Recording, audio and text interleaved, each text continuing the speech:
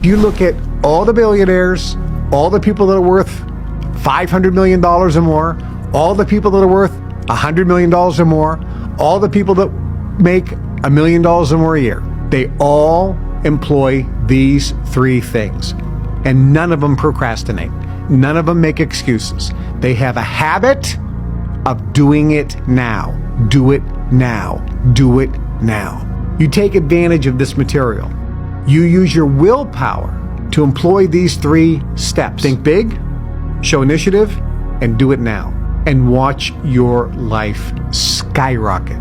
And start watching all of your dreams coming true. I know a guy that's worth $7 billion. He's 55 years old. He's the biggest stud of all time, self-made. And when I meet up with him, he asks me questions about things that he knows 10 times more about than I do. And I always say, Mark, bro, you have more experience, like personal experience with this thing that you're asking me about. Why are you asking me? And he goes, maybe you've uncovered some new information that I haven't heard before. Always learning. Maybe there's been some new developments. Maybe you have a perspective that I didn't consider before. Maybe you'll repeat something that I knew but wasn't in the forefront of my mind that puts me in a position to take action on that information that you gave me. And I'm always like, damn, dude, Mark's just, that's why he's worth 7 Bs. And this is a hack that they gave me. They said every morning, wake up, take a piece of paper and write down 3 things, not 5, not 10, not 20. Write down 3 things you have to accomplish today, no matter what. Today, not tomorrow.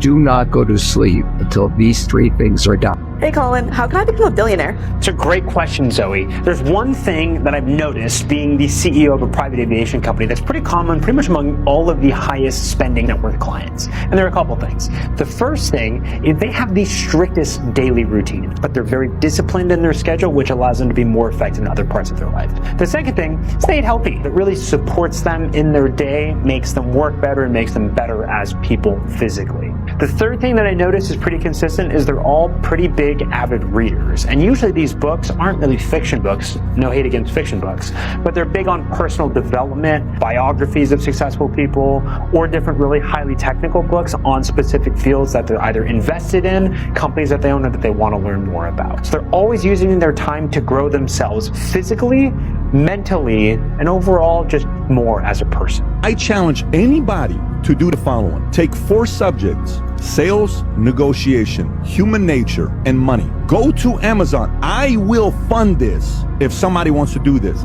You do it, you come back to me, nothing changed, I'll fund the whole cost that you had here.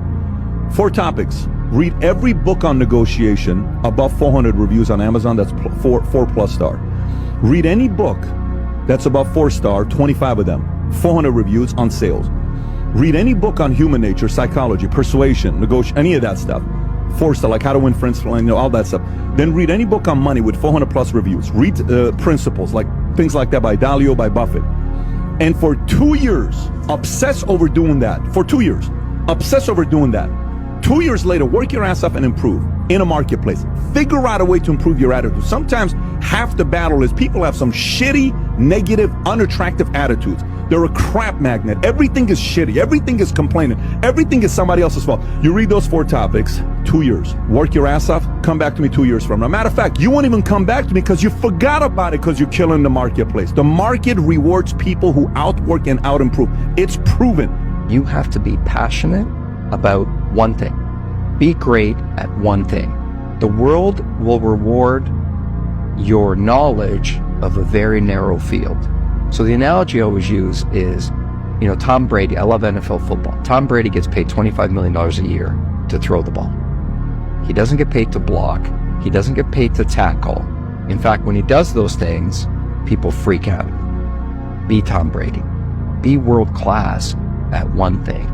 Forget your weaknesses because somebody is going to eat your lunch at the stuff you're not good at. looking at the best founders, they really have like a reality distortion field thereafter, right? They basically see 10 to 15 years in the future. And then they have the ability to break that down into like smaller bite-sized periods or like milestones basically that are graspable for future employees, that are graspable for investors, but they essentially also have to be very good at storytelling. They're basically drawing you a picture of what that could be. People have to be able to follow you. So for example, had Zuckerberg or Larry Page, had these guys gone out initially and said, you know, we are going to create data as a currency, and people would have called them crazy, right? So what they did is they just built like initially a search engine, they initially built like a social network, right? That people, I think, cannot follow you the whole way through. You can't give them the thing for 20 years ahead. Even if you're thinking that way, you've got to give them the thing. Exactly. You have to break it down for others to be able to follow you. I hung out with Grant Cardone. He told me to become a billionaire. And he listed a lot of great reasons why, but I then had to figure out, well, what's the path to get there? Real estate can definitely make you really wealthy, but it's more of a slow grow to wealth. What I eventually learned from him and others is that the way to become a millionaire is through owning businesses. Most billionaires start or acquire a major business that ends up taking them to billionaire status.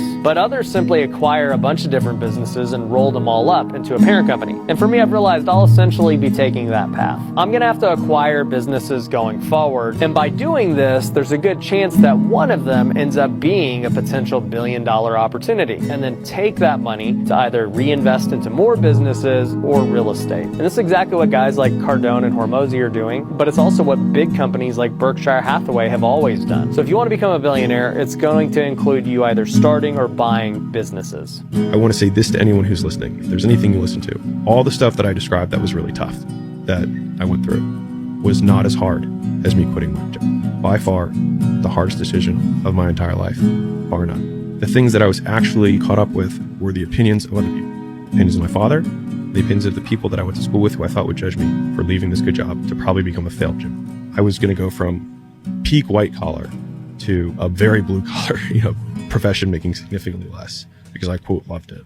Sometimes you have to let other people's dreams for your life die for yours to live. If you want to model any form of human excellence, you have to find somebody who's really good at the thing that you desire to be good at, and you have to model three things. And those three things are, you find that person, you model their belief systems, you model their physiology, and you model their mental syntax. And so you got to learn to talk better. You got to learn to talk better when you talk to yourself. You got to learn how to stop calling yourself names like, oh, you're so stupid. Oh, you're such an idiot. Oh, I can't believe you're such a loser. There's no good that can come out of talking to yourself that way. I listen to people talk to themselves, and I think to myself, if you had other friends who talk to you the way you talk to you, you wouldn't let them be your friend. And so we are so either lazy with language or unintentional with language.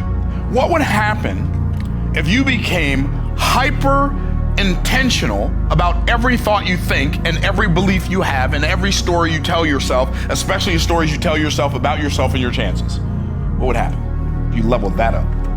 Before I eat any meal, I do 50 push-ups. Oh, why? Well, because if I look good, I'm gonna close more deals. If I look good, I'm gonna be more respected. If I look good, I'm gonna have better first impressions. All those things are gonna make me more money. So before every meal, very straightforward, 50 push-ups. You earn that meal. After every meal, to walk it off, 15 minutes. Walk around the neighborhood, blah, blah, blah, stretch, back into action. Very straightforward, very simple. What are the top 3 lessons you've learned from billionaires? Number 1 is absolute obsession about their skill set. Not about the world in general, but about that one thing. Like all the billionaires I know would struggle on Jeopardy. Right. General knowledge doesn't get rewarded. Interesting. Specific knowledge. Like I don't know a single billionaire that isn't a world-class expert at a very narrow task. The second one would be curiosity. It's hard to be abundant if you're not curious, right? Like I love to learn. And the third one would be discipline. Now, discipline to me is fit body, fit mind, fit business. Do you want to become a billionaire, then you have to think like a billionaire. Billionaires do not think about pennies and cents and dollars. They think big, and they think of ways of getting there, not of ways of not getting there. Most people learn how to fail and not to succeed. It's a mindset. It's a mindset. When they developed Tesla, everybody thought, not a new idea. But they were persistent, they were convincing, and they could see something that most people did not see. The same thing with Google, the same thing with Apple. They were providing something that people were looking for, but they did not know how to put it together. If you're in a jail and you're like, okay, I gotta escape this shit, you're gonna make a plan. What's your plan? What's your plan to no longer be a server? If you don't know where you're going, how are you supposed to get there? What is your destination? You're like, $1 million. Oh, cool. Good luck, bro. It doesn't work like that. You need a plan. And you're not gonna make $1 million when you're making $500 a month. Your job is, how can I make $1,500? And once you have $1,500, it's, okay, this is pretty nice. Maybe I can make $3,000. Oh shit, now I can make $6,000. Well, now I'm gonna bring a couple other people to start working with me. Now I'm gonna go back down to 4 because I can give out 2, and now I have team members. Now I have free time. Brother, I went from waiting tables to becoming a multi-millionaire in less than a decade. Just a couple of years. Hard work, dedication, effort, consistency, thinking. Bitcoin is going to the moon. Are you gonna miss out? Serving tables? Brother, wake up! Figure out a plan to get out of that job. Figure out how you can make money online. And then set your course and attack it. And nothing stops you until you're making money. 4 times the salary that you make. 60 days, you need a plan and you need to get out. And if you don't know how, you need to ask yourself how. And then you sit there until you answer the goddamn question. People say, how do I become a billionaire? Change the life of 1 billion people. And by definition, you'll become a billionaire. Look at Zuckerberg. Didn't get out of school. Of course, Bill Gates didn't get out of school. Steve Jobs dropped out after 3 days. That's not a requirement. But for some of you, it is a requirement because you need it to help bolster your self-confidence. You need it to help you bolster your self-esteem. We have 2 bank accounts, a financial bank account and an emotional bank account. And where we all fail, myself included, is emotionally. I get afraid, but it's not what happens to you in life, it's how you react to what happens to you in life. Billionaires know this and you don't. It costs you $1 billion a year not to know how to make $1 billion a year. And the 4 easiest ways to become a billionaire are: figure out how to multiply money without anyone else's effort, figure out how to capture and multiply attention without any incremental cost to you, figure out how to return time to the masses, which is usually technology, and then finally, learn how to influence others so that they can behave and act in alignment with what you want. The number one indicator for if you will be a millionaire or not is, do you have ownership? 60% of all millionaires own a business. If you want to become a millionaire, you need ownership, except we don't own anything anymore. But you know who's making up for it? Private equity. Well, those guys go from owning 4% of the country's businesses in 2000 to 20% by 2020. People don't want to do it because they're scared of ownership, but they want to be a millionaire. They want to have freedom. They want to have more security, maybe even with being able to earn even when they're not working. But the only way to do that is to take risks and to take action. And if you don't do that, you're going to be broke forever. You think billionaires don't get stressed? They do. They've just redefined it. Stress isn't a signal to quit, it's a signal to grow. While most people panic under pressure, billionaires perform. They see challenges as teachers, not threats. When others break, they build. When others rest, they rise. That's the difference. Not luck, not comfort, but mindset. You can train your brain the same way.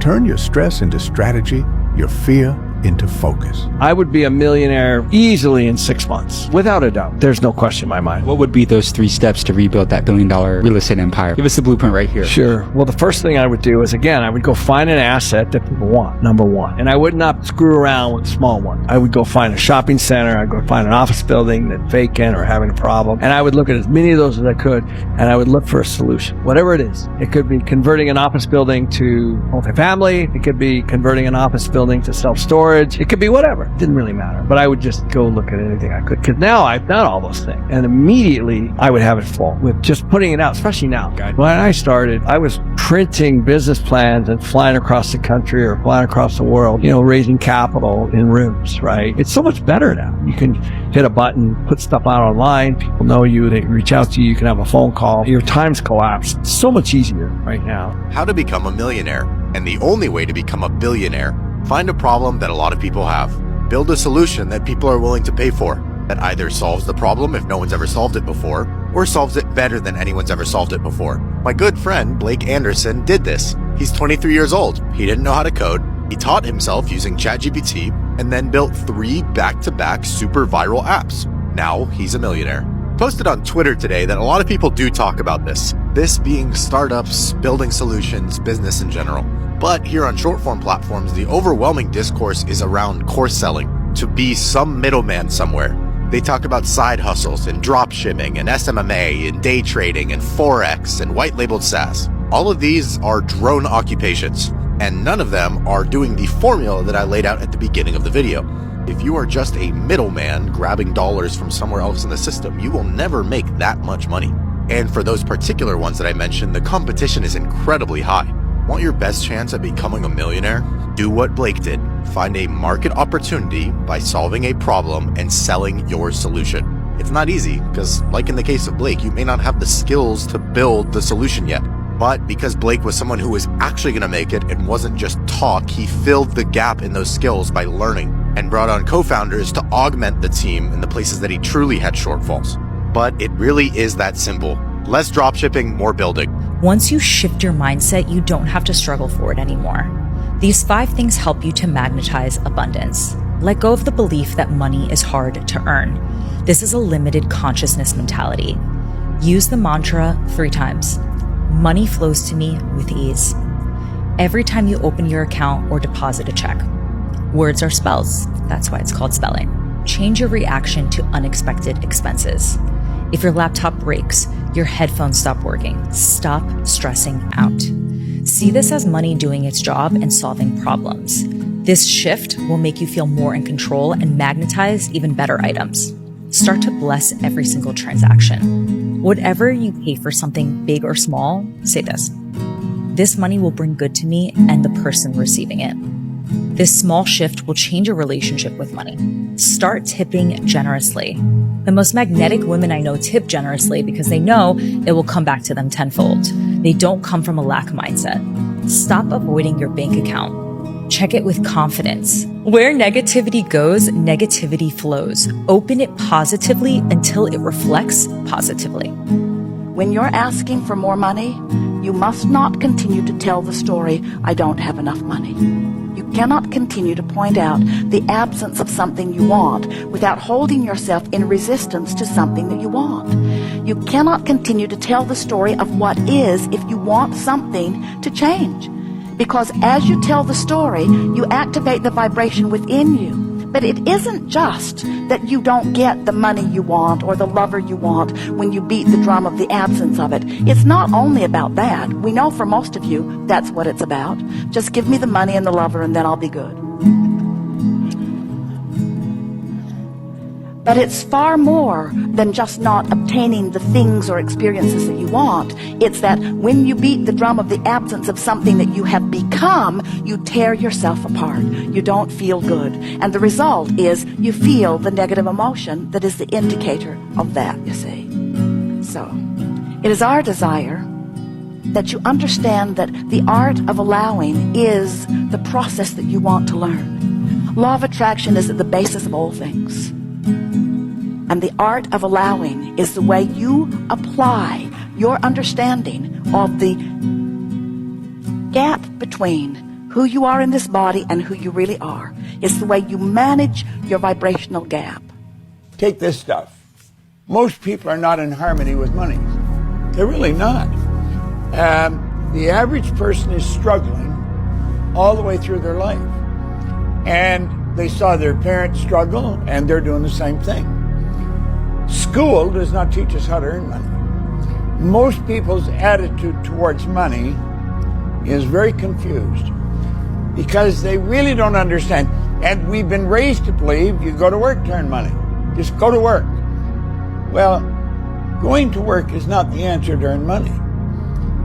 And if you have any question about this, I want you to think of somebody that's working real hard.